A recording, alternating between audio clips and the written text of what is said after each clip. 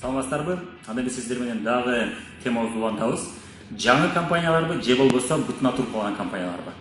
Кайсысын тандаган жакшыраак болот? Ошол темабызды улантып кетебиз. Демек, жаңы компаниялардын жана бутуна туруп калган компаниялардын кандай проблемасы болот? Көпчүлүк учурда бутуна туруп калган компаниялардын проблемасын сизге итак эле ансыз эле айтып аткан болушу мүмкүн. Жаңы компанияларга чакырып аткандар жамандап жанагы 1995, 15, 80 деген эрежени дагы эле көрсөтүп атыш керек сизге. Сен башында болуп каласың, башында болуп калган үчүн сен адамдарды көп каттап аласың. Акырында болсоң эч кимди каттай албай каласың. Адамдар деле калбай калат. Анан акырындагылар баардыгы жогорудагыларга иштеп берет деген сизге жалган миф, легенданы жомок айтып беришет. Чынында бул жомок. Бул боюнча сүйлөшүп кетебиз. Жаңы компаниялардын кандай проблемалары бар, ошону сүйлөшүп кетели. Ошондо жомок экенин түшүнөсүз. Эсиңизде болсо, мен дагы видеолордун биринде баары каттап алыптыр, мен кимди каттайм, эч ким баары тең каттап алыптыр деген видеом бар. Ошол жерде көрүп кетесиз. Негизинен башында болуп калгандар эмес, биринчи болуп калгандар эмес, мыктылар да. Бул боюнча мен дагы бир буга чейин видеолордо айтып кеттим. Эстеп көрүңүз, көптөгөн компаниялар, көптөгөн азыркы учурдагы атактуу түкү клубтар, атактуу ресторан, кафелер, атактуу чайхана ачкандар алар биринчи болуп ачылган эмес. Алар ошол канчалаган чайханалар турса дагы арасынан кимдирге мыкты болуп чыгып атат. Биздин мына сулуулук салонубузда эле ушундай болду. Биз сулуулук салонда ачып атканыбызда толтура сулуулук салондар бар эле. Биз биринчи болбодук, акыркылардан болдук ошол мезгилде. Бирок мыкты болушка умтулдук. Демек, адамдар, кардарлар эч убакта сиз биринчи болгонуңуз үчүн келбейт экен алар. Алар сиз мыкты болгонуңуз үчүн келет экен. Алар менен сиз мыкты иштегениңиз үчүн келет экен да. Эми ошол себептен бул жомок дегенибиз да. Жана буга тастыктоочу далилдер толтура. Ошо мен баары катталып атат деген видеомдо толук көрсөтүп берген. Эми мен жаңы компаниялардын проблемасы жөнүндө айтып кетсем. Неге дегенде, жаңы компаниялар сизге ошол проблемасын айтпайт. Жаңы компаниялардын проблемасы бул алардын жаңы экендигинде. Сизге алар жаңы экендиги плюс деп айтышат, а мен минус деп айтып түшүндүрүп берейин. Жаңы компаниялардын минусу эмнеде? Биринчи эле минусу бул жаңы экендигинде дедик. Алар көптөгөн каталарды жасай элек, тажрыйбасы жок. Алар күчтүү компания боло элек, ошол себептен ал компания любой момент жабылып калышы мүмкүн. Бүгүн эртең, бүрсү күнү, 5 жылдан кийин, 3 жылдан кийин. Элестетиңиз, сиз жарым жыл убактыңызды кетирип 5 жылдан кийин ийгиликке жеттиңиз. Бирок компания жабылып калды. 1000, 2000, 5000 адамыңыз бар. Ошол адамдарыңыздын астында кандай абалда каласыз? Жана адамдарыңыз кандай абалда калат? Кардарларыңыз ошол продукцияга көнүп калды. Бирок ал компания жок. Продукциясы да жок, ал компания жок. Мындай окуяларды көп эле көрүп жүрдүм мен. Мына 10 жылдан бери тармактык маркетинг менен байланышым бар. Сырттан жок дегенде көрүп жүрөм жаңы компанияларды. Канчасы жабылып жок болуп кетти азыр. Жана биринчи бөлүгүндө биз айтып кеткенбиз, жаңы ачылган компаниялардын 80% жабылып калат деп. Кийинки минусу бул жаңы компаниялардын көпчүлүгүндө толтура проблемалар болот. Толтура чечилбеген иштер, кыйынчылыктар болот. Ошолордун баары сизге жүктөлөт. Компаниянын баарын чечүүгө жетишпейт, ресурстары жетпейт, тажрыйбасы жетелек болот. Жана көптөгөн каталарды жасаш керек болот. Мисалы үчүн, сиз жашаган шаарга көпчүлүк учурда официалдуу өкүлчүлүк ачылып элек болушу мүмкүн. Контрабанда менен иштейсиз. Башка мамлекеттен чегарадан коркуп калтырап тирип ташып баарды ташап киресиз. Бул нерсе бизде мурун келген лидерлерде, бизде мурун келген биздин наставниктерде да болгон. Биздин наставниктерибиз Бишкекте мына Алматыдан товарды калтырап кирип пакеттер менен ташып кирип алып келишкен. Ошол проблеманы чечишиңиз керек болот сиз дагы. Башында сиздин лидерлериңиз чечиши мүмкүн. Анан кийин ошол маселени сиз дагы мойнуңузга алышыңыз керек болот. Ал эми бутуна туруп калган компаниялар бул проблеманы өзүнүн колуна алган болот. Жана өзү жеткирип берет көпчүлүк учурда. Бардыгы эле учурда эмес, бирок көпчүлүк учурда компания өзү жеткирип берет. Кийинки проблемасы, жаңы ачылган компаниянын көпчүлүк шаарларда офистери жок. Өкүлчүлүктөр, офистери жок. Демек, ал жерге офистерге, өкүлчүлүктөргө сиз жеткирип беришиңиз керек болот. Бул сиздин баш ордуңуз болот. Мисалы үчүн, сиз Кыргызстанда туруп, айталы, Новосибирскеден адам каттадыңыз, ошол адамга товар жеткирүү бул сиздин милдетиңиз болуп калат. Сиздин мойнуңузга ийет. Демек, сиздин убактыңыз группа түзүп, адамдар менен иштеп, аларды үйрөтүүгө эмес, ушуга майда проблемаларды чечүүгө кете баштайт убактыңыз. Анан көпчүлүк жаңы ачылган компаниялар көпчүлүк учурда ошол сиз иштеп аткан шаарга өкүлчүлүк ачып иштейм десеңиз, сизге процент көп төлөп бере албайт. Жана шарт түзүп бере албайт да, көпчүлүк учурда. Ал эми бутуна туруп калган компаниялар кенен шарт түзүп бере алат.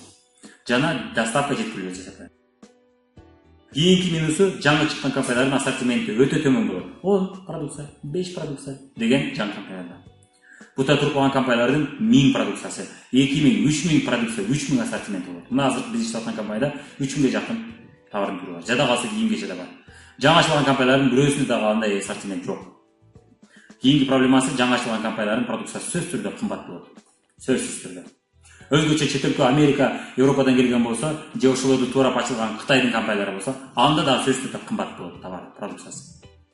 Ал эми бутуна туруп калган компаниялар ошол продукцияны арзан баада коёлат. Эмнеге дегенде, көпчүлүк нерсесин актап койгон болот. Оборудованиесин актаган болот, уже партиясы чоңойгон болот. Экономикада эффект масштаба деген түшүнүк бар. Эффект масштаба дегенибиз товардын саны канчалык көп чыккан сайын ошончолук арзандай баштайт. Ошонун компанияга түшкөн баасы арзандай болот. Себестоимость өзүнүн баасы ошончолук арзандай баштайт. Ал эми товардын саны канчалык аз болсо, ошончолук ал товар кымбат боло берет. Эффект масштаба деген экономикада ушундай мыйзам бар. Мисалга айтсак, эгерде сиз шампуньду 10 000 дана чыгарсаңыз, айталы шампуньдун сизге келген баасы 150 сом болот. Ал эми шампуньду сиз 100 000, 200 000, 500 000 данада чыгарсаңыз, анда сиздин шампуньуңуз 70 сомдон көрөт калат, же 50 сомдон көрөт калат. Эми сиз ушул шампуньга кенен төмөн баа кое аласыз. Жана аны сиз кенен акцияларды жасап тура аласыз.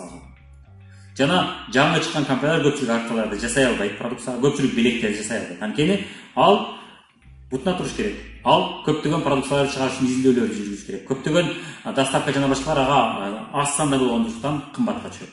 Жана продукциянын өзү да кымбатка түшөт. Ошол себептен ал көптөгөн билектерди, акцияларды жасай албайт.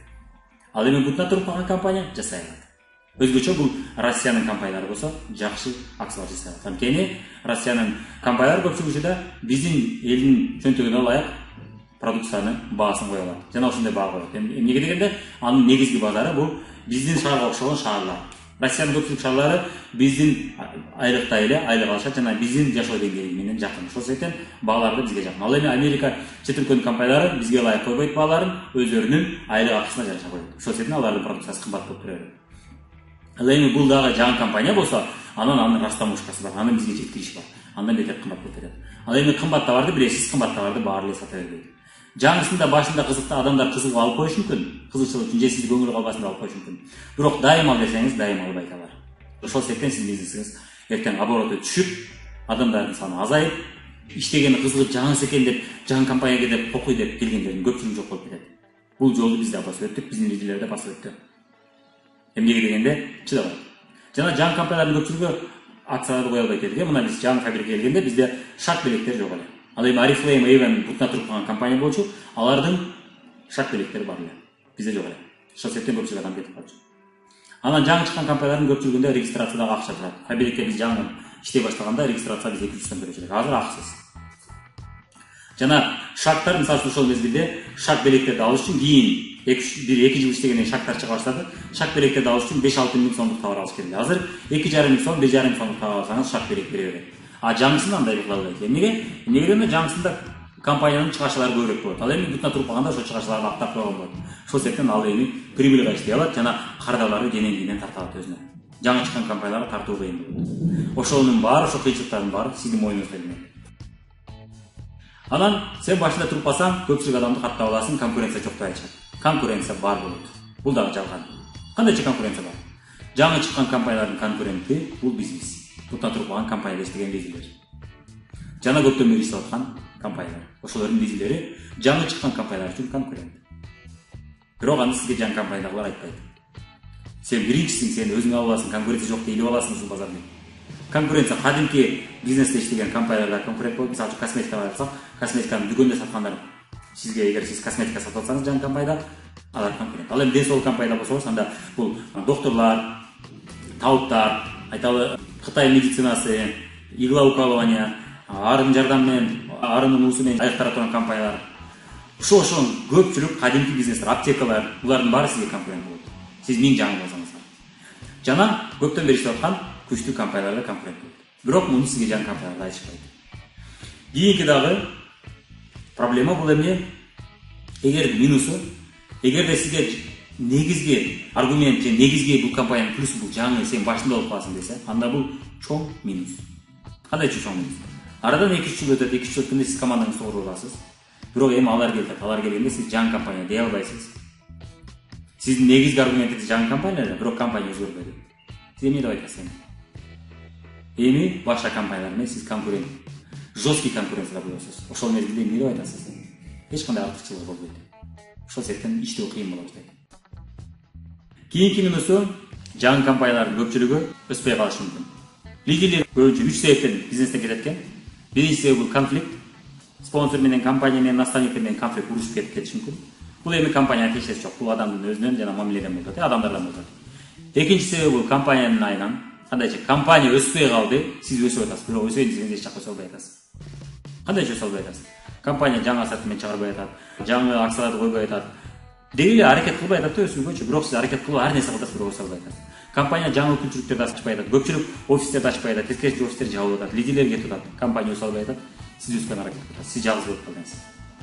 Жана сиздин күчүңүз жетпей атат, сиз башка компанияга кетесиз. Бир себеби бул компания өсүп атат, сиз өспөй атасыз.